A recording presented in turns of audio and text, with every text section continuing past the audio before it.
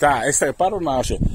Tagad es gribu pateikt Airvavai lielu paldies. Airvavai es gribu pateikt Airvavai servisam paldies un Danam paldies. Tieši tā. Es tagad pateikšu, kāpēc tas lēmums bija pareizs, ko mēs pieņēmām.